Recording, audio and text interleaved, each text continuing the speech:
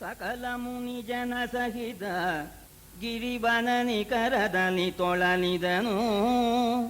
ರಾಜನ್ಯಕ ಶಿರೋಮಣಿ ಧರ್ಮನಂದನ ತೀರ್ಥಯಾತ್ರೆಯಲಿ ಸಕಲ ಮುನಿ ಜನ ಸಹಿತ ಗಿರಿವನ ನಿಕರದಲ್ಲಿ ತೊಳಲಿದನು. ರಾಜನ್ಯಕ ಶಿರೋಮಣಿ ಧರ್ಮನಂದನ ತೀರ್ಥಯಾತ್ರೆಯಲಿ ಸೋಮಶರನ್ನ ಕುಂದು ಮಾಡಿಕೊಂಡು ಧರ್ಮರಾಜ 5 ವರ್ಷ ಕಾಲ ಈ ಭೂಮಿಯಲ್ಲಿರ್ತಕ್ಕ ಸಕಲ ತೀರ್ಥ ಸಕಲ ಕ್ಷೇತ್ರ ಎಲ್ಲ ಕಡೆಗೂ ಕೂಡ ಹೋಗಿ ತೀರ್ಥಯಾತ್ರೆ ಮಾಡ್ತಾ ಇದ್ದಾನೆ. ವರ ಪುನಸ್ತ್ಯ ಮುನೀಂದ್ರ ಭೀಷ್ಮಂಗರುಹಿದ ಉತ್ತಮ ತೀರ್ಥವನು ವಿಸ್ತರಿಸಿದನು. ವರ ಪುನಸ್ತ್ಯ ಮುನೀಂದ್ರ ಭೀಷ್ಮಂಗರುಹಿದ ಉತ್ತಮ ತೀರ್ಥವನು ವಿಸ್ತರಿಸಿದನು. ಲೋಮಶ ಮುನೀಶ್ವರನು ಅವನಿಪಾಲಂಗೆ.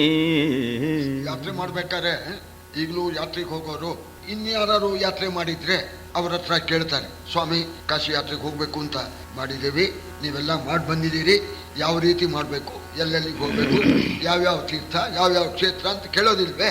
ಮೊದಲಿಗೆ ಲೋಮಶ ಮುನಿಗಳು ಹೇಳಿದ್ರು, ಅಯ್ಯ ಸಕಲ ತೀರ್ಥಯಾತ್ರೆನೂ ನಾ ಮಾಡಿಸ್ತೀನಿ. ಈ ಹಿಂದೆ ನಿಮ್ಮ ಅಜ್ಜ ಭೀಷ್ಮರು ಇದಾರಲ್ಲ, ಆ ಭೀಷ್ಮರು ತೀರ್ಥಯಾತ್ರೆ ಮಾಡಬೇಕು ಅಂತ ಅವರಿಗೆ ಮನಸ್ಸು ಬಂತು. ಆಗ ಪುಲಸ್ತ್ಯ ಬ್ರಹ್ಮರ ಹತ್ರ ಹೋಗಿ ಕೇಳಿದ್ರು ಅವರು, ಈಗ ಯಾತ್ರೆ ಮಾಡ್ಬೇಕು ಅಂತಿದೆ, ನಮ್ಗೊಂದು ಪಟ್ಟಿ ಹಾಕೊಡಿ ಅಂತ. ಆಗ ಪುಲಸ್ತ್ಯ ಮುನಿಗಳು ಭೀಷ್ಮರಿಗೆ ಒಂದು ಪಟ್ಟಿ ಹಾಕೊಟ್ಟಿದ್ದಾರೆ. ಭೀಷ್ಮರಿಗೆ ಹೇಳಿರ್ತಕ್ಕಂಥ ಸಕಲ ತೀರ್ಥಯಾತ್ರೆದು ವಿಚಾರ ನಂಗೆ ಗೊತ್ತಿದೆಯಪ್ಪ, ಭೀಷ್ಮರಿಗೆ ಪುಲಸ್ತ್ಯರು ಹೇಳಿದ್ರು, ಅದರಂತೆ ನಿಮ್ಗೆ ಮಾಡಿಸ್ತೇನೆ ಅಂತ ಹೇಳಿ ಇವರು ಒಪ್ಕೊಂಡ್ರು. ಇನ್ನು ಪ್ರಯಾಣ ಮಾಡಬೇಕು, ನಾಳೆ ಹೋಗ್ಬೇಕು ಅಂತ ಮುಹೂರ್ತ ಇಟ್ಕೊಂಡಿದ್ದಾರೆ, ನಾಳೆ ಯಾತ್ರೆಗೆ ಪ್ರಯಾಣ ಮಾಡಬೇಕು ಅಂತ. ಆ ಹೊತ್ತಿಗೆ ಸರಿಯಾಗಿ ಧರಣಿಪತಿ ಬೃಹದಶ್ವನನುಪತಿ ಕರಿಸಿ ನಿಜ ರಾಜ್ಯಾಪಕಾರದ ಪರಮ ದುಃಖ ಪರಂಪರೆಯನು ಅರುಹಿದನು ಖೇದದಲ್ಲಿ. ಬೃಹದಶ್ವಮುನಿಗಳು ಬಂದ್ರು. ಅಷ್ಟೊತ್ತಿಗೆ ಧರ್ಮರಾಜನಿಗೆ ಅನುಗ್ರಹ ಮಾಡಬೇಕು ಅಂತಲೇ ಬಂದಿದ್ದಾರೆ ಅವರು. ಬೃಹದಶ್ವಮುನಿಗಳು ಬರೋಣ ಎದುರುಗೊಂಡ, ಕರ್ಕೊಂಬಂದ, ಪಾದ್ಯಾರ್ಘ್ಯ ಪೂಜೆ ಎಲ್ಲ ಮಾಡ್ದ. ಕಣ್ಣಲ್ಲಿ ನೀರು ಬಂದ್ಬಿಡ್ತವು ಧರ್ಮರಾಜನಿಗೆ. ಸ್ವಾಮಿ, ನಿಮ್ಮಂಥ ಮಹನೀಯರಿಗೆ ಸರಿಯಾಗಿರ್ತಕ್ಕಂಥ ಸತ್ಕಾರ ಮಾಡೋ ಯೋಗ್ಯತೆಯನ್ನು ಕಳ್ಕೊಂಡ್ಬಿಟ್ಟೆ, ಬಹಳ ದುಃಖಿ ಸ್ವಾಮಿ. ತಾವು ಮಹನೀಯರು, ನನ್ನಂಥ ದುಃಖಿಗಳನ್ನ ನೀವು ಹಿಂದೆ ಯಾರನ್ನಾರು ಕಂಡಿದ್ದೀರಾ, ಕೇಳಿದ್ದೀರಾ? ನನ್ನಂಥ ದುಃಖಿಗಳೇ ಇಲ್ಲ ಸ್ವಾಮಿ. ಸುಖ ಅನ್ನೋದು ಲೇಷವೂ ಇಲ್ಲ, ಹುಟ್ಟಿದ್ಲಾಗಾಯ್ತು, ದುಃಖದಲ್ಲೇ ಕಾಲಹರಣ ಆಗ್ತಾ ಇದೆ ಸ್ವಾಮಿ, ಬಹಳ ದುಃಖಿ ಸ್ವಾಮಿ ಎಂದಾಗ ಆ ಮುನಿಗಳಂದ್ರು, ಅಯ್ಯ ಸಮಾಧಾನ ಮಾಡ್ಕೋ, ನಿನಗಿಂತ ಹೆಚ್ಚು ದುಃಖಿಗಳಿದ್ದಾರೆ. ಆತನೀತನ ಸಂತ ಬಿಟ್ಟು ದ್ಯೂತದಲ್ಲಿ ನಳ ಚಕ್ರವರ್ತಿ ಮಹೀತಳವ ಸೋಂತನು ಕಣ. ಕಲಿಯಿಂದ ಪುಷ್ಕರಗೆ ಭೂತಳವ ಬಿಸುಟು ಅಡವಿಗೈದಿದನಾಯತ.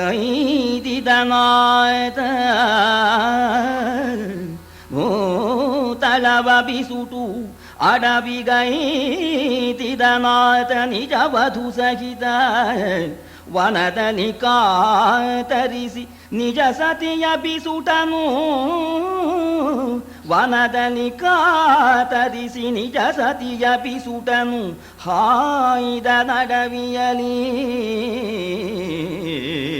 ನಿಮ್ಮ ವಂಶದಲ್ಲೇ, ನಿಮ್ಮ ಚಂದ್ರವಂಶದವನೇನೆ ನಳಚಕ್ರವರ್ತಿ ಅಂತ ಮಹಾನುಭಾವ, ಪುಣ್ಯ ಶ್ಲೋಕ ಅಂತ ಪ್ರಾತಃ ಕಾಲದಲ್ಲಿ ಅವನನ್ನು ಸ್ಮರಣೆ ಮಾಡ್ತಾರೆ. ವೀರಸೇನ ಮಹಾರಾಜನ ಮಗ, ಸಾಮಾನ್ಯನಲ್ಲ, ರೂಪದಲ್ಲಿ ಮನ್ಮಥ. ಆದ್ದರಿಂದ ದಿಕ್ಪಾಲಕರು ಬಂದರೂ ಕೂಡ ದಮಯಂತಿ ದಿಕ್ಪಾಲಕರನ್ನ ಬಿಟ್ಟು ನಳನನ್ನೇ ವರಿಸಿದ್ದಾನೆ. ಆಗ ನಳನ ಗುಣ, ನಳನ ಯೋಗ್ಯತೆಯನ್ನು ನೋಡಿ 4 ಜನ ದಿಕ್ಪಾಲಕರು ಆ ನಳನಿಗೆ ಒಬ್ಬೊಬ್ಬರು 2 ವರಗಳನ್ನು ಕೊಟ್ಟಿದ್ದಾರೆ. ಅಂಥ ಮಹಾನುಭಾವ, ಅಂಥ ಚಕ್ರವರ್ತಿ. ಏನು ಹೇಳೋಣ, ಆ ಕಲಿ ಪ್ರವೇಶ ಮಾಡಿ ಪುಷ್ಕರನಿಗೆ ಪ್ರೇರಣೆ ಮಾಡಿ ಅವನ ದಾಯವಾದಿ, ಅವನ ಚಿಕ್ಕಪ್ಪನ ಮಗ ಪುಷ್ಕರ ಅಂತ ಆ ದಾಯವಾದಿಗೆ ರಾಜ್ಯನೆಲ್ಲ ಸೋತ. ಕಲಿಯ ಮಹಿಮೆಯಿಂದ ಪುಷ್ಕರನಿಗೆ ರಾಜ್ಯವನ್ನೆಲ್ಲ ಕಳ್ಕೊಂಡು ಉಟ್ಟ ಬಟ್ಟೆಯಲ್ಲಿ ಗಂಡ ಹೆಂಡತಿ ಪಟ್ಟಣದ ಹೊರಗೆ ಬಂದು ವಾಸ ಮಾಡ್ತಾರೆ. ಯಾರು ಏನಾರು ಕೊಡ್ತಾರನೋ ಅಂತ. ಪುಷ್ಕರ ಅವನಿಗೂ ಕಲಿ ಪ್ರವೇಶ ಆಗಿದೆ. ಡಂಗರ ಹೊಡೆಸಿದ. ಈಗ ರಾಜ್ಯವೆಲ್ಲ ನಂದು, ನಳಮಹಾರಾಜ ಸೋತೋಗಿದ್ದಾನೆ. ಆ ದಂಪತಿಗಳು ವಾಸ ಮಾಡ್ತಾ ಇದ್ದಾರೆ. ಅವರಿಗೆ ನೀರು ಆಹಾರ ಕೊಟ್ರೆ ಅವರಿಗೆ ಶಿಕ್ಷೆ ವಿಧಿಸ್ತೇನೆ ಅಂತ ಡಂಗರ ಹೊಡೆಸಿದ. 3 ದಿವಸ ಕಾದಿದ್ದಾನೆ. ಒಬ್ರು ಒಂದು ಗಂಧೋದಕ ಕೊಡ್ಲಿಲ್ಲ. ಏನೋ ಹೇಳ್ತೀಯ ನೀನು ಧರ್ಮರಾಜ? ಅಲ್ಲಿಂದ ಕಾಡಿಗೆ ಹೊರಟರು ಕೂಡ ಆ ಕಲಿ ಒಳಗೆ ಸೇರ್ಕೊಂಡ್ಬಿಟ್ಟಿದ್ದಾನೆ.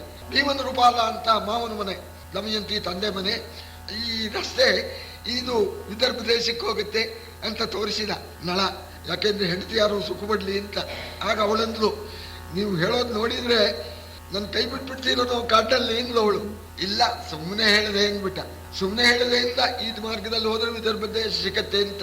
ಆ ಕಲಿ ಪ್ರವೇಶದಿಂದ ನಂಬಿರ್ತಕ್ಕಂಥ ಆ ಹೆಂಡತಿನ ರಾತ್ರಿ ಮಲಗಿದಾಗ ಅವಳು ನಿದ್ದೆಲಿದ್ದಾಗ ಅವಳನ್ನು ಬಿಟ್ಟು ಹೊರಟೋದ ಕಡೋ.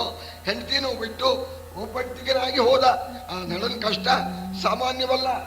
ಬಳಿಕ ಕಾರ್ಕೋಟಕನ ದೆಸೆಯಿಂದಳಿಗೆ ನಿಜ ಋತುಪರ್ಣ ಭೂಪನ ನಿಲಯ ಕೋಲೈಸಿದನು ಬಾಹುಕನೆಂಬ ನಾಮದಲ್ಲಿ. ಲಲನೆ ತೊಳಲಿದು ಬರುತ್ತ ತಂದೆಯ ನಿಲಯವನು ಸಾರಿದಳು. ಬಳಿಕ ನಳಿನ ಮುಖಿಯಿಂದಾಯಿತು ನಳಭೂಪತಿಗೆ ನಿಜ ರಾಜ್ಯ. ಪ್ರವೇಶದಿಂದ ನಂಬಿರ್ತಕ್ಕ ಪತ್ನಿನ ಅರಣ್ಯದಲ್ಲಿ ಬಿಟ್ಟು ಹೋಗೋದು ನ್ಯಾಯವೇ ಅಂತ ಕೂಡ ಯೋಚನೆ ಮಾಡಲಿಲ್ಲ. ಅವಳನ್ನು ತೊರೆದು ಹೋಗ್ಬಿಟ್ಟ. ಹೋದವನು ಆ ಕರ್ಕೋಟಕ ಅಂತ ಅವನು ಬೆಂಕಿಗೆ ಸಿಕ್ಕೊಂಡಿದ್ದ. ಅಯ್ಯ ನಳ ಬಾರಪ್ಪ, ಬೆಂಕಿಲಿ ಹೋಗ್ಬಿಡ್ತೇನೆ, ನಂಗೆ ಹೋಗೋಕ್ ಶಕ್ತಿ ಇಲ್ಲ, ಬೆಂಕಿ ಇಲ್ಲದ ಜಾಗಕ್ಕೆ ನನ್ನನ್ನು ಬಿಡು ಅಂತಂದ. ಅಯ್ಯೋ ಪಾಪ ಸುಟ್ಟೋಗ್ತಾನಲ್ಲ, ಉಪಕಾರ ಮಾಡೋಣ ಅಂತ ಹೋಗಿ ಆ ಕರ್ಕೋಟಕನ್ನ ಬೆಂಕಿ ಇಲ್ಲದೆ ಇರ್ತಕ್ಕ ಜಾಗಕ್ಕೆ ಬಂದು ಇಟ್ಟಾಗ, ಇಡಬೇಡ ನನ್ನ, 10 ಹೆಜ್ಜೆ ಲೆಕ್ಕ ಮಾಡ್ಕೊಂಡು ಹೋಗು ಅಂತ ಅವನು. ಸರಿ, ಇವನು ಏನೋ ಇಡಬೇಡ ಇಡ್ಲಿಲ್ಲ, ಹೊತ್ಕೊಂಡೇ ಇದ್ದ. ಲೆಕ್ಕ ಮಾಡ್ಕೊಂಡು ಹೋಗು ಅಂದ. ಏಕಂ ದ್ವೇ ತ್ರೀಣಿ ಚತ್ವಾರಿ ಪಂಚ ಅಂತ ಹೇಳಿ 9 10 ಅಂದ. 10 ಅಂತ ಅಂದ್ಕೊಳ್ಳೆ ಕಚ್ಚಿಬಿಟ್ಟ ಆ ಕರ್ಕೋಟಕ. ಕಚ್ಚಿದಾಗ ಅಡ್ಡಮೋರಯ್ಯ ಗಂಟು ಮೂಗಿನ ಹೆಡ್ಡನಾದನು ಅಂತ. ಹೆಡ್ಡ ಅವ್ನು ನೋಡೋದಕ್ಕೆ ಅಸಹ್ಯ. ಈ ರೀತಿ ರೂಪನೂ ಕಳ್ಕೊಂಡ. ಯಾಕಪ್ಪ ಹೀಗೆ ಮಾಡಿದೆ ಎಂದ ಅವನು. ಅಯ್ಯ, ಉಪಕಾರ ಪ್ರಾಣಿಗಳಿಗೆ, ದುಷ್ಟ ಪ್ರಾಣಿಗೆ ಉಪಕಾರ ಮಾಡಬಾರ್ದು, ಮಾಡಿದೆ, ಹೀಗೆ ಮಾಡಿಬಿಟ್ಟಿಯಲ್ಲೋ ನೋಣ. ಇಲ್ಲಯ್ಯ, ನಾನು ಮಾಡಿರ್ತಕ್ಕಂಥದ್ದು ಮುಂದೆ ನಿನ್ನ ಒಳ್ಳೇದಕ್ಕೋಸ್ಕರವೇ ನಾನು ಮಾಡಿದ್ದೀನಿ, ಅದು ಮುಂದೆ ನಿನಗೆ ಗೊತ್ತಾಗತ್ತೆ, ನೀನು ಯೋಚನೆ ಮಾಡಬೇಡ.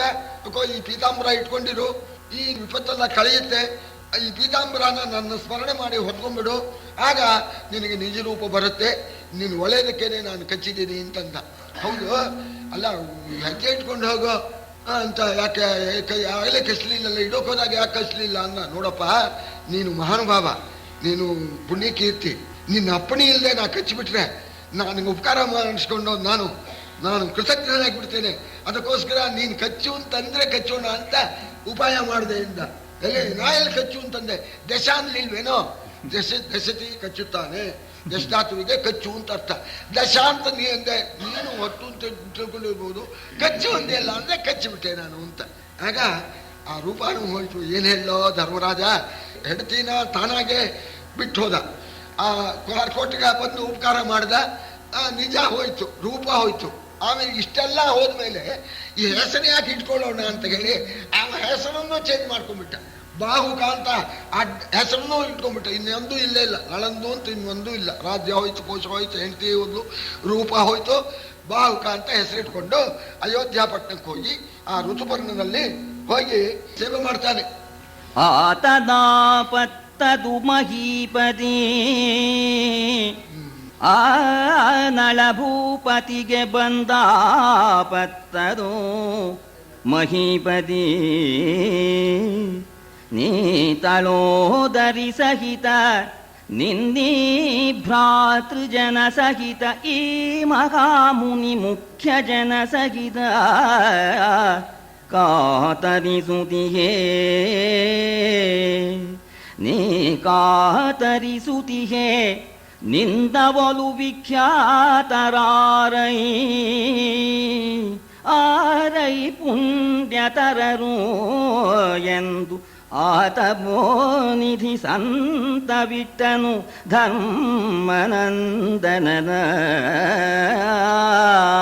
ಬಾವುಕ ಅಂತ ಹೆಸರಿಟ್ಕೊಂಡೋಗಿ ಕುದುರೆ ಬೀದಿಯಲ್ಲಿ ನಾನು ನಿಸ್ಸೀಮ ಅಂತ ಹೇಳಿ, ಋತುಪರ್ಣ ಅಂತ ಹೇಳಿ ಸರೀಕ ಚಕ್ರವರ್ತಿ ಅಯೋಧ್ಯ ನಗರದ ರಾಜ ಅವನ ಹತ್ರ ಹೋಗ್ಬಿಟ್ಟು ನಾನು ನಳಮಹಾರಾಜನಲ್ಲಿ ಕುದುರೆ ಚಾಕರಿ ಮಾಡ್ತಾ ಇದ್ದೆ, ನಳಮಹಾರಾಜ ಕಾಡಿಗೆ ಹೋಗ್ಬಿಟ್ಟ, ಅದರಿಂದ ನೀವು ಆಶ್ರಯ ಕೊಡ್ರಿ, ನೀವು ಕೊಟ್ಟಷ್ಟು ಸಂಬಳ ತಗೊಂಡು ನಿಮ್ಮ ಸೇವೆ ಮಾಡ್ತೇನೆ, ಕುದುರೆ ಚಾಕರಿ ಮಾಡ್ತೇನೆ ಅಂತ ಹೇಳಿ ಸರೀಕರ ಹತ್ರ ಕುದುರೆ ಚಾಕರಿಗೆ ಹೋಗಿ ಸೇರ್ಕೊಂಡ. ಇವಳು ಈ ದಮಯಂತಿ ಮಹಾನುಭಾವಳು ಪತಿವ್ರತ ಶಿರೋಮಣಿ ನಾನಾ ವಿಧವಾದ ಆಪತ್ತಿಗೆ ಗುರಿಯಾದ್ಲು. ಆಪತ್ತಿಗೆ ಗುರಿಯಾಗಿ ಅಕಸ್ಮಾತ್ತಾಗಿ ಚೇದಿ ದೇಶಕ್ಕೆ ಹೋಗ್ಬಿಡ್ತಾಳವಳು. ಆ ಚೇದಿ ದೇಶದ ಆ ರಾಜನ ತಾಯಿ ಇವಳಿಗೆ ದೊಡ್ಡಮ್ಮ ಆಗಬೇಕು, ಇವಳಿಗೆ ಗೊತ್ತಿಲ್ಲ. ಅಲ್ಲಿ ಹೋಗ್ತಾಳೆ, ಅಲ್ಲಿ ಹೋಗಿ ನಾನೊಬ್ಳು ಪರದೇಶಿ ನಿಮ್ಮಲ್ಲಿ ಚಾಕರಿ ಮಾಡ್ಕೊಂಡಿರ್ತೇನೆ ಅಂತಾಳೆ. ಅಲ್ಲಿ ಇದ್ದಾಗ ನಿಜವಾಗ ಬಹಳ ದುಃಖ ಬಂದ್ಬಿಡುತ್ತೆ. ಸರಿ, ಅಲ್ಲಿ ಹೋಗಿ ಸೇರ್ಕೊಳ್ತಾಳೆ. ಪಾತಿವ್ರತ್ಯಕ್ಕೆ ಕುಂದಾಗದಂತೆ ನನ್ನನ್ನು ನೀವು ಸಾಕ್ಬೇಕು ಅಂತ. ಪಾಪ ಅವರಿಗೂ ಗೊತ್ತಿಲ್ಲ, ರಾಜರಲ್ಲಿ ಏನು ಗೊತ್ತಿರುತ್ತೆ ಅಷ್ಟೇ, ಅವರೇನು ಪದೇ ಪದೇ ನೋಡ್ತಾರೇನೋ, ತಂಗಿ ಮಗಳು ಅಂತ ಗೊತ್ತಿಲ್ಲ ಆ ಚೇದಿರಾಜನ ಆ ತಾಯಿಗೆ, ಇಟ್ಕೊಂಡ್ಬಿಟ್ಟಿದ್ದಾಳೆ. ಸರಿ, ಆಮೇಲೆ ಆ ಭೀಮನ್ ರೂಪಾಲ ಅಳಿಯ ಮಗಳು ಕಾಡ್ಪಾಲ ಅನ್ನೋಣ ಅವ್ರನ್ನ ಪತ್ತೆ ಮಾಡ್ಕೊಂಡು ಬಂದವರಿಗೆ ಅರ್ಧ ರಾಜ್ಯ ಕೊಡ್ತೀನಿ ಅಂತ ಹೇಳ್ದ. ಆವಾಗ ಸುದೇವ ಅಂತವನು ಚೇದಿ ದೇಶಕ್ಕೆ ಬಂದು ಅಲ್ಲೊಂದು ಯಜ್ಞ ನಡೀತಾ ಇತ್ತು. ಆ ಯಜ್ಞದಲ್ಲಿ ದಮಯಂತಿಯನ್ನು ಮೊದಮನ ಮಗಳು ಒಬ್ಳು ಒಂದೇ ವಯಸ್ಸಿನೋಳು. ಸರಿ, ಅವರ ಜೊತೆಯಲ್ಲಿ ಆ ಯಜ್ಞಶಾಲೆಯಲ್ಲಿ ನೋಡಿ ದಮಯಂತಿಯನ್ನು ಗುರುತಿಸಿಬಿಟ್ಟ ಅವನು. ಅವಳ ಹಣೆಯಲ್ಲಿ ಒಂದು ತಿಲಕ ಇತ್ತಂತೆ, ಆ ತಿಲಕದಿಂದ ಗುರ್ತಾಯ್ತು ಅವನಿಗೆ. ಗುರ್ತಾಗ್ಬಿಟ್ಟು ದಮಯಂತಿ ಅಂತ ಮಾತಾಡಿಸ್ಬಿಟ್ಟ. ಆವಾಗ ಅವಳು ಕೇಳಿದ್ದು ವಿಷಯ ಗೊತ್ತಾಯ್ತು. ಆಮೇಲೆ ಸರಿ, ಒಳ್ಳೆ ಗೌರವದಿಂದ ಆಗ ಭೀಮನ ಇದೊಂದು ದೇಶಕ್ಕೆ ಕಳಿಸ್ಕೊಡ್ತಾಳೆ. ಆವಾಗ ಆ ದಮಯಂತಿ ನಳನ್ನ ಪತ್ತೆ ಮಾಡಿಬಿಟ್ಟು ಸರಿ, ಆ ದಮಯಂತಿಯಿಂದ ನಳನಿಗೆ ಪುನಃ ರಾಜ್ಯ ಪ್ರಾಪ್ತಿ ಆಯಿತು. ಬಿಡುಗಡೆ ಆಗೋದಕ್ಕೆ ಸರಿ ಅಶ್ವಹೃದಯನ ಅವನಿಗೆ ಋತುಪರ್ಣ ರಾಜನಿಗೆ ಕೊಟ್ಬಿಟ್ಟು ಅವನಿಂದ ಅಕ್ಷಹೃದಯವನ್ನು ಇವನು ಪಡ್ಕೊಳ್ತಾನೆ. ಅಕ್ಷಹೃದಯ ಪಡ್ಕೊಂಡಾಗ ಈ ಒಳಗೆ ಸೇರ್ಕೊಂಡಿರ್ತಕ್ಕಂಥ ಕಲಿ ಹೊರಗೆ ಬರ್ತಾನೆ. ಅವನು ಕಲಿ ವಿಷದಿಂದ ಅವನು ಜರ್ಜರಿತನಾಗಿರ್ತಾನೆ. ಕರ್ಕೋಟಕ ನಿನಗೆಲ್ಲ ಕಚ್ಚಿರೋದು, ನಿನಗೊಳಗೊಬ್ಬವನು ಕುಂತಿದ್ದಾನೆ, ಅವನಿಗೆ ಮಾಡಿದ್ದೇನೆ ಪ್ರಾಯಶ್ಚಿತ್ತಾನ ಅಂದ. ಅವನು ಸದ್ಯ ಅವನು ಹೊರಗೆ ಬಂದಂಥವನು. ಹೊರಗೆ ಬಂದಾಗ ಸರಿ, ನಳಮಹಾರಾಜ ನೋಡಲ್ಲ, ಎಲ್ಲ ಹೀಗಾಯ್ತು, ಹೆಂಡತಿ ಇದ್ದಾಳೋ ಹೋಗಿಬಿಟ್ಟಿದ್ದಾಳೋ, ಇವನು ನನ್ನಲ್ಲಿ ಪ್ರವೇಶ ಮಾಡಿದ್ರಿಂದ ಕೈ ಹಿಡಿದು ಧರ್ಮಪತ್ನಿಯನ್ನು ಕಾಡ್ಪಾಲ್ ಮಾಡಿ ಬಂದ್ಬಿಟ್ಟಿದ್ದೀನಿ ಅಂತ ಸಿಟ್ಟು ಬಂದ್ಬಿಡ್ತು. ಶಾಪ ಕೊಡೋಕೆ ಹೋಗ್ತಾನೆ. ಮಹಾನುಭಾವ, ಶಾಪ ಕೊಡ್ಬೇಡಯ್ಯ, ನಿಮ್ಮ ಆ ಕರ್ಕೋಟಕ ಮಾಡಿದ್ದೆ ಬೇಕಾದಷ್ಟು ಹೋಗಿದೆ ಅಂತ ಹೇಳಿ ಆವಾಗ ಅವನು ಹೇಳ್ತಾನೆ, ನಿಮ್ಮ ಸ್ಮರಣೆ ಮಾಡಿದವರಿಗೆ ಕಲಿ ಬಾಧೆ ಇಲ್ಲ ಅಂತ ಹೇಳಿ ಕರ್ಕೋಟಕಸ್ಯ ನಾಗಸ್ಯ ದಮಯಂತಿಯ ನಲಸ್ಯ ಚ ಋತುಪರ್ಣಸ್ಯ ರಾಜಶ್ರೇಹಿ ಕೀರ್ತನಂ ಕಲಿನಾಶನಂ ಅಂತ ಹೇಳಿ ಅವನು ವರ ಕೊಟ್ಟ ಅಂತ. ಆಮೇಲೆ ಇವನಿಗೆಲ್ಲ ಬಿಡುಗಡೆ ಆಯಿತು. ಆ ದಮಯಂತಿಯಿಂದ ರಾಜ್ಯವನ್ನು ಪಡ್ಕೊಂಡ. ಈ ರೀತಿ 3 ವರ್ಷ ಕಾಲ ಅವನು ಕಷ್ಟಪಟ್ಟ. ಆ ಕಾಲದಲ್ಲಿ ಯಾವುದೂ ಇಲ್ಲ ಅವನಿಗೆ, ರಥ ಇಲ್ಲ, ಕುದುರೆ ಇಲ್ಲ, ಹೆಂಡತಿ ಇಲ್ಲ, ಯಾವುದೂ ಇಲ್ಲ, ಹೆಸರೂ ಇಲ್ಲ. ಹೆಸರು ಹೋಯ್ತು, ರೂಪಾನೂ ಹೋಯ್ತು. ಅವನ ಆಪತ್ತು ಅಂಥದ್ದು. ನಿನಗೇನಾಗಿದೆಯೋ ದಾಡಿ, ಏನು ಆ ಪಟ್ಟಣ ಇಲ್ಲ, ಬೇಡ, ಇದೇ ಪಟ್ಟಣ, ನೀ ಇರೋದೇ ಪಟ್ಟಣ, ನಿನಗೇನು ಕಮ್ಮಿ ಆಗಿದೆ? ಹೆಂಡತಿ ಇದ್ದಾಳೆ, ತಮ್ಮಂದ್ರು ಒಳ್ಳೆ ವೀರರಿದ್ದಾರೆ, ಜೊತೆಯಲ್ಲಿ ಅಗ್ನಿಹೋತ್ರಿಗಳು, ಋಷಿಗಳು, ರಾಜ ದರ್ಬಾರ್ ನಿಂದು, ನಿನ್ನ ಸಮಾನ ಪುಣ್ಯವಂತರು ಯಾರಿದಾರೋ ಅಂದ್ರು ಅವರು. ಪಟ್ಟಣ ಒಂದಿಲ್ಲ ಅಷ್ಟೇ, ಕಾಡಲ್ಲ ಇರು, ಎಲ್ಲಿದ್ರೇನು ನಿನ್ನ ಸಮಾನ ಪುಣ್ಯವಂತರು ಯಾರು ಇಲ್ಲ, ನಿಂದೇನು ಮಹಾ ಆಪತ್ತು ಅಂತ. ಸುಖಾಧಿಕಾನ್ ಪಶ್ಯೇತು ದುಃಖೇ ದುಃಖಾಧಿಕಾನ್ ಪಶ್ಯೇತು ಸುಖೇ ಪಶ್ಯ ಸುಖಾಧಿಕಾನ್ ಅಂತ ಇದು ನೀತಿಯಲ್ಲಿ ಹೇಳ್ತಾರೆ. ಕಷ್ಟ ಬಂದಾಗ ನಮಗಿಂತ ಕಷ್ಟದಲ್ಲಿ ಇರೋರನ್ನು ನೋಡಿದರೆ ಎಲ್ಲ ಅವ್ರಿಗೆ ಅಂಥ ಕಷ್ಟ ಇದೆ, ನಂದೇನು ಮಹಾ ಕಷ್ಟ, ಎಲ್ಲ ಬಂದಿದ್ದನ್ನು ನಾವು ಮಾಡಿದ ಕರ್ಮವನ್ನು ಅನುಭವಿಸ್ಬೇಕು ಅಂತ ಸಮಾಧಾನ ಸ್ಥಿತಿ ಬರುತ್ತೆ. ಹಾಗೆ ಸುಖ ಬಂದಾಗ ಗರ್ವ ಬಂದ್ಬಿಡುತ್ತಲ್ಲ, ಆ ಗರ್ವ ಬಂದಾಗ ಸರಿ ನಾವು ಅವನಿಗಿಂತ ಮೇಲ್ಮಟ್ಟನವ್ರನ್ನ ನೋಡ್ಬಿಟ್ರೆ ಆವಾಗ ಆ ಗರ್ವ ಅಡಗೆ ಹೋಗ್ಬಿಡುತ್ತೆ. ಯಾರೊಬ್ಬನೋ ಬಂಗಾರದ ಬಳೆ ಮಾಡಿಸ್ಕೊಂಡಿದ್ದ, ಒಳ್ಳೆ ಖುಷಿ ಅವನಿಗೆ, ಯಾರಿಗೂ ಇಲ್ಲ, ಯಾರಿಗೆ ಯೋಗ್ಯತೆ ಇದೆ. ಎಲ್ಲ ಜನ ಕೂತಿದ್ರು. ಅಲ್ಲಿ ಬಂದು ಸ್ವಾಮಿ ನಮ್ಮೊಂದು ಇಷ್ಟೇ ಒಂದು ಕರ, ಎಮ್ಮೆ ಕರ ಎಲ್ಲೋ ಹೋಗ್ಬಿಟ್ಟಿದೆ, ನೀವೆಲ್ಲರೂ ನೋಡಿದಿರಾ ಅಂತ ಕೈ ತೋರಿಸ್ತಾ ಇದ್ದಾನೆ. ಆವಾಗ ಅಲ್ಲೊಬ್ಬನಿದ್ದ, ನಿಮ್ಮ ಮನೇಲಿ ಎಮ್ಮೆನೂ ಇಲ್ಲ, ಕರಾನೂ ಇಲ್ಲ, ಇವನು ಕಪ್ಪ ಮಾಡಿಸ್ಕೊಂಬಂದ್ಬಿಟ್ಟಿದ್ದೀನಿ ಬಂಗಾರದ್ದ ಅಂತ ಹೇಳಿ ತೋರಿಸೋದಕ್ಕೆ ಜಂಬ ಮಾಡ್ತಾ ಇದ್ದಾನೆ. ಇವನು ಜಂಬ ಅಡಗಿಸ್ಬೇಕು ಅಂತ ಅವನೇನು ಮಾಡ್ದ, ಅವನು ಬಂಗಾರದ ಉಡುದಾರ ಹಾಕ್ಕೊಂಡಿದ್ದ. ಅವನು ಒಂದು 15 ತೊಲದ್ದ. ಅವನು ಎದ್ದು ಬಿಟ್ಟು, ಓಹೋ ನಿಮ್ದೇ ಏನೋ ಇಷ್ಟುದ್ದ ನೀರಿನಲ್ಲಿ ಇತ್ತು ಕಣ್ರಿ ಅಂತ ಉದಾರ ತೋರಿಸಿದಾಗ ಇವನು ಮಹಾನುಭಾವ ಅಂತ ಕೈ ಮುಗಿದ ಅಂತೇಳಿ ಹೇಳ್ತಾರೆ. ಹಾಗೆ ಸಂತೋಷ ಬಂದಾಗ ಮನುಷ್ಯನಿಗೆ ಗರ್ವ ಬಂದ್ಬಿಡುತ್ತೆ, ಅವಾಗ ನನ್ನ ಸಮಾನ ಇಲ್ಲ ಅಂತ. ಎಲ್ಲ ನಂದೇ ಏನು ಮಹಾ ದೊಡ್ಡದು, ಅವರು 5 ಅಂತಸ್ತು ಮಾಡಿ ಮನೆ ನಂದೇನು ಮಹಾ ದೊಡ್ಡದು ಅಂತ ಅವಾಗ ಗರ್ವ ಕಮ್ಮಿ ಆಗತ್ತೆ ಅಂತ ಹೇಳ್ತಾರೆ. ಆದ್ರಿಂದ ಇದು ಸಮಾಧಾನ ಮಾಡ್ಕೊಂತ ಬೃಹದೇಶ್ವರು ಧರ್ಮರಾಜನಿಗೆ ಸಮಾಧಾನ ಹೇಳಿದರು. ನಳಮಹೀಪತಿ ಅಕ್ಷಹೃದಯವ ತಿಳಿದು ಋತುಪರ್ಣನಲಿ ಕಾಲವ ಕಳೆದು ಗೆಲಿದನು ಪುಷ್ಕಳನ ವಿದ್ಯಾತಿ ಮಹಿಮೆಯಲಿ. ಗೆಲಿದು ಕೌರವ ಶಕುನಿಗಳು ನಿನ್ನಿಲಯ ಕೊಂಡರೋ, ಗೆಲಿದು ಕೌರವ ಶಕುನಿಗಳು ನಿನ್ನಿಲಯ ಕೊಂಡರು. ಮರಳಿ ಜೂಜಿಂಗಳು ಕಬೇಡ ಎಂದು ಅಕ್ಷಹೃದಯವ ಮುನಿಪ ಕರುಣಿಸಿದ.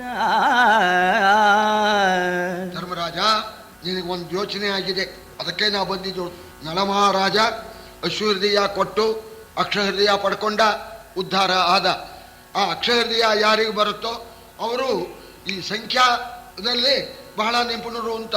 ಸಂಖ್ಯೆಯಲ್ಲಿ ಅಕ್ಷರದಿಂದ ಬರೋರಿಗೆ ಈ ಮರದಲ್ಲಿ ಎಷ್ಟು ಎಲೆ ಇದೆ, ಎಷ್ಟು ಕಾಯಿದೆ ಅಂದ್ರೆ ಆ ಅಕ್ಷರದಿಂದ ಆ ವಿದ್ಯಾ ಮಹಿಮೆಯಿಂದ ಹೇಳ್ಬಹುದಂತೆ. ಸುಖವಾಗಿ ಜೂಜಿನಲ್ಲಿ ಗೆದ್ಬಿಡ್ತಾರೆ. ಅವರನ್ನ ಅಕ್ಷರದಿಂದ ಬಲ್ಲವರನ್ನ ಜೂಜಿನಲ್ಲಿ ಸೋಲಿಸೋದಕ್ಕೆ ಆಗೋಲ್ಲ. ಅದಕ್ಕೆ ಅವನು ಅದನ್ನು ಪಡ್ಕೊಂಡ.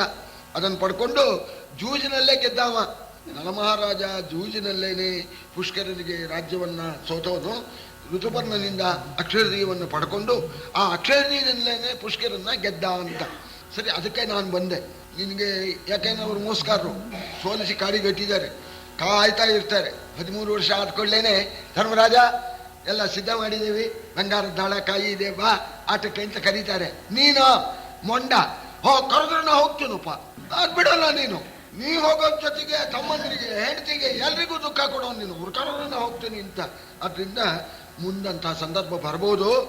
ಅದಕ್ಕೋಸ್ಕರ ನಿನಗೆ ಅಕ್ಷರದೀಯವನ್ನು ಉಪದೇಶ ಕೊಡೋಣ ಅಂತ ಬಂದಿದ್ದೀನಿ. ಧೈರ್ಯವಾಗಿರು. ನಾಳೆ ಅವರು ಯುದ್ಧಕ್ಕೆ ಕರೆದ್ರೆ ತಮ್ಮಂದಿರಿದ್ದಾರೆ, ಬಲಿ ಹಾಕ್ತಾರೆ. ಪಗಡೆ ಆಟಕ್ಕೆ ಕರೆದ್ರೆ ಹೋಗು, ಅವರೇ ಸೋತೋಗ್ತಾರೆ ಅಂತ ಹೇಳಿ ಬೃಹದೇಶ್ವರ ಮುನಿಗಳು ಧರ್ಮರಾಜನಿಗೆ ಆ ಅಕ್ಷರದೀಯ ಎಂಬತಕ್ಕಂಥ ವಿದ್ಯೆಯನ್ನು ಉಪದೇಶ ಮಾಡಿ, ಸರಿ ನಾನೇನು ಬರ್ತೇನಪ್ಪ ಅಂದರು. ಅವ್ರಿಗೆ ಅಷ್ಟಕ್ಕೆ ಅದಕ್ಕೆ ಬಂದಿದ್ರು ಅವರು. ಧರ್ಮರಾಜನಿಗೆ ಈ ವಿದ್ಯೆ ಉಪದೇಶ ಮಾಡಬೇಕು ಅಂತ ಬಂದರು, ಉಪದೇಶ ಮಾಡಿದರು. ಸರಿ ನಾ ಹೋಗಿ ಬರ್ತೀನಿ ಅಂದಾಗ ಎಲ್ಲರೂ ನಮಸ್ಕಾರ ಮಾಡಿದರು. ಅವರಿಗೆ ಆಶೀರ್ವಾದ ಮಾಡಿ ಬೃಹದೇಶ್ವರ ಮುನಿಗಳು ಪ್ರಯಾಣ ಮಾಡಿದರು. ಆಮೇಲೆ ಲೋಮಶರಿಂದ ಯುಕ್ತನಾಗಿ ಧರ್ಮರಾಜ ಯಾತ್ರೆ ಪ್ರಾರಂಭ ಮಾಡಿದ. ಬಳಿಕ ಲೋಮಶ ಸಹಿತ ನೃಪಕುಲ ತಿಲಕ ಬಂದನು. ಅಗಸ್ತ್ಯನಾಶ್ರಮದೊಳಗೆ ಬಿಟ್ಟನು ಪಾಳಯವನು.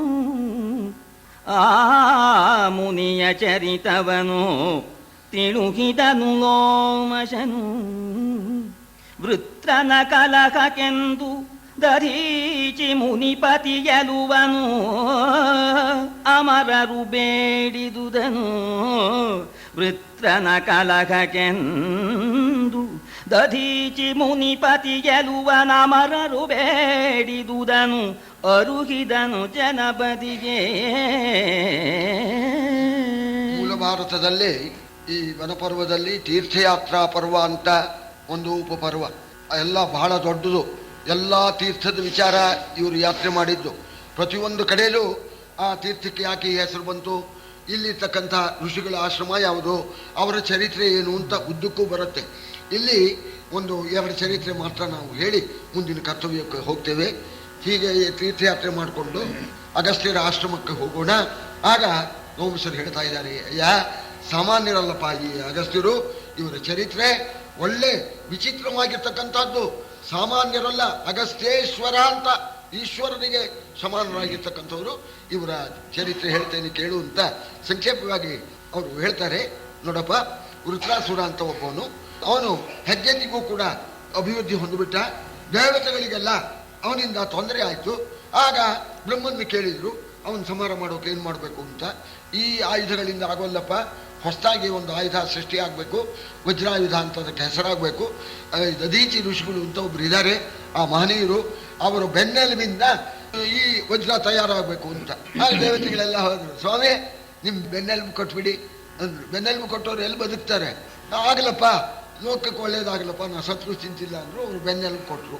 ಆಮೇಲೆ ಆ ಬೆನ್ನೆಲುಬು ತಗೊಂಡು ಆ ವಿಶ್ವಕರ್ಮನಿಗೆ ಕೊಟ್ರು ದೇವತೆಗಳು. ಅವನು ವಜ್ರಾಯುಧ ತಯಾರು ಮಾಡಿಕೊಟ್ಟ.